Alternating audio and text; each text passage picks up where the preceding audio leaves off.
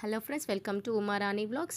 అయితే ఇంకా మా స్ట్రీట్లో గణపయ్య అయితే ఇలా ఉన్నారండి. చూడండి, ఇంకా నెక్స్ట్ పూజ అయితే కంప్లీట్ అయిపోయింది. కంప్లీట్ అవ్వగానే ఇంకా అందరూ ప్రసాదం కోసం అయితే వెయిట్ చేస్తాం కదా.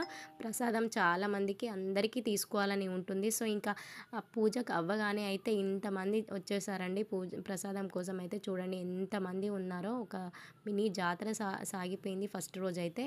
ఇంకా నెక్స్ట్ మనం ప్రసాదం అయిపోగానే ఇంకా అందరూ డ్యాన్స్ కోసం అయితే వెయిట్ చేస్తుంటారు కదా. ఇక పిల్లలు స్టార్ట్ చేసేసారు. వాళ్ళది అయిపోగానే ఇంకా మేమైతే స్టార్ట్ చేసేసాము. చూడండి, ఇంకా ఒక 2 రౌండ్స్ అయితే ఆడుతున్నాము.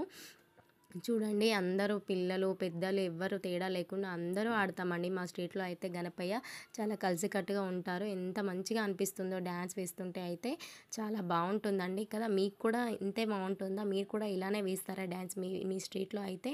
సో ఒకవేళ మీరు కూడా ఇలా వేస్తేనే కామెంట్ చేయండి. Thank you.